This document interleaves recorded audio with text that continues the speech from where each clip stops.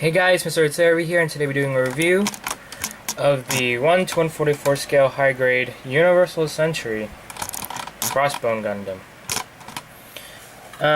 It's based off the F91. I think this is the its like number name is the F97. This is like the one under control of the Crossbone Vanguard. I don't think there might be an anime, a Gundam anime out for this one. I have no idea. I haven't actually had time to look. I know there's a manga and I've read a little bit of that manga.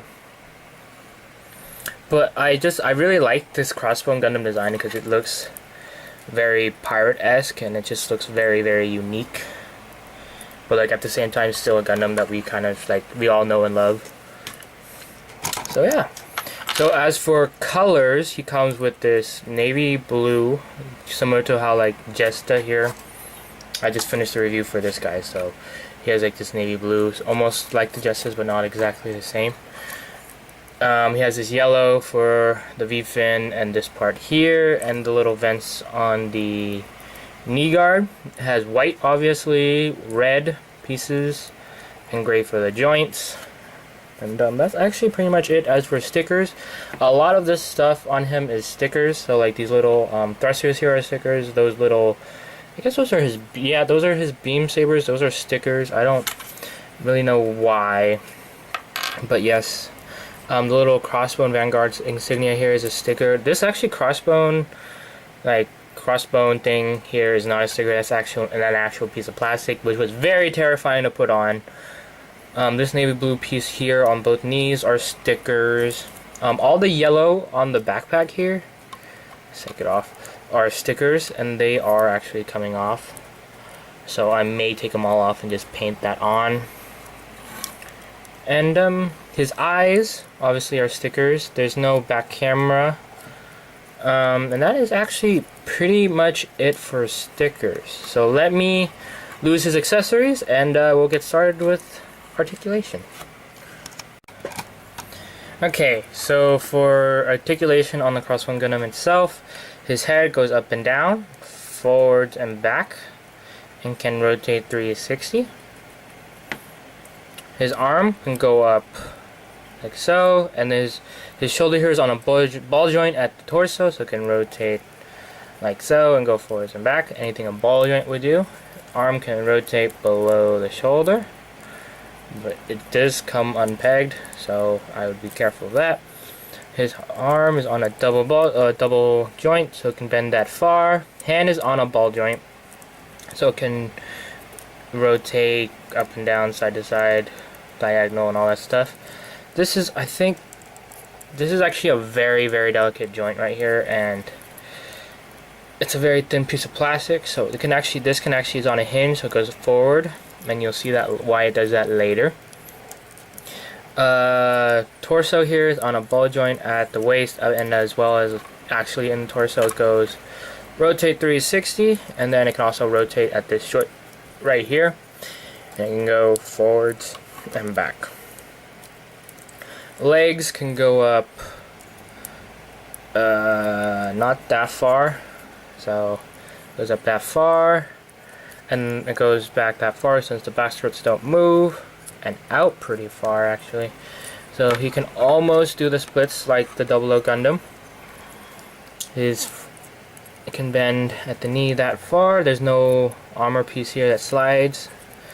Foot, I think the foot is at a joint up here, and as well as a ball joint down here, so it goes forwards and back at the top joint, and then forwards and back at the ball joint and side to side, and rotate some. And then the backpack, it's on a peg that's pegged into a hole, so it can rotate. And then the crossbone like thruster things are on ball joints, so you go up and down, rotate, and move side to side. The only problem is that you can never, like, you want it to look good, so you have to try and even them out, and it's very difficult for me sometimes, but you want it to look nice. As for accessories, let's do the one he has on him right at this moment. So these parts right here can actually fold out, and you actually have to unpeg this. It's on two pegs in the joint, or the connection, and then you can just peg it in like so. Both arms can do that, so actually let's do both. So let's unpeg that. It's actually like, it's a very tight connection, so I'm always worried that I'm gonna break this peg here. So, okay, there.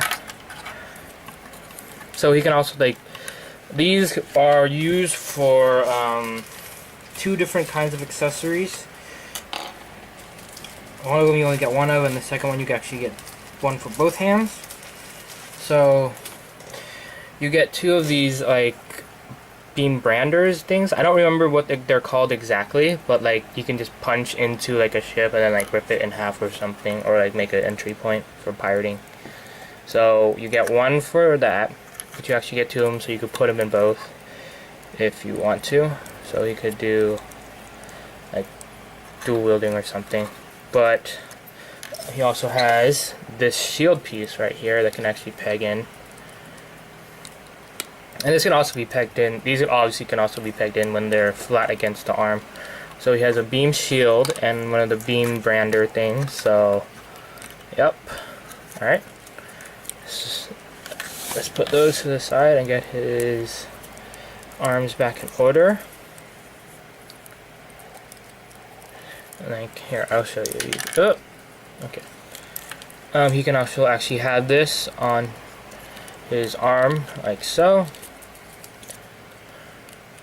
which I think looks somewhat better, but I prefer it being out front. But I don't have them displayed like that. Alright. And then his next accessories, if I can get them out of the bag here. He comes with 2, oops, sorry about that guys. He comes with these 2 knives, which can also actually be held in the hand. And I'm running out of time on my card. Okay. It can be held on the hands like so. I'm just going to do one. They're actually kind of small, but they actually fit him very well. I don't think he's going to do a lot of damage with this, so it's very small. He also does come with the ones like the Master Grade. And like these can go in his foot. Like so. One for both feet, both for his feet. So he can like land down and stab into a ship. He comes with 2 beam sabers, which can also be held in the hand.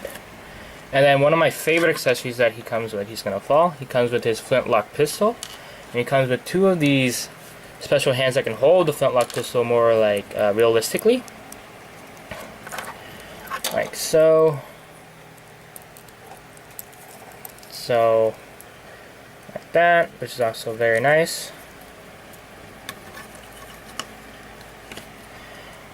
And then he also comes with his beam cutlass, and his beam cutlass does come with a beam, and he can hold it in his hand like normal.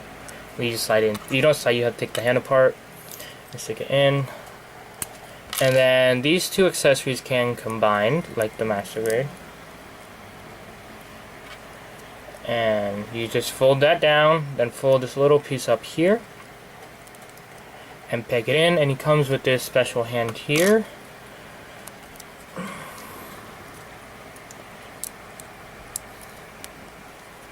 And you peg it in like so.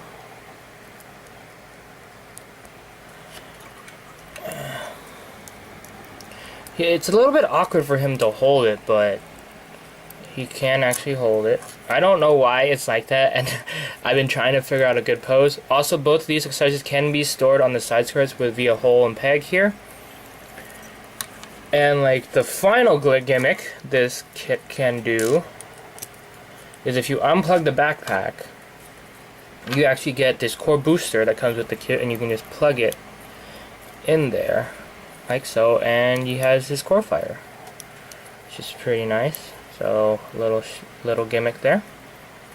And that is actually it for the Crossbone Gundam. I do have the full cloth version from Build Fighters in my Gundam stock right now. So once I get that built, I will do a time lapse and I will do a comparison review for you guys. So I will see you guys at my next review.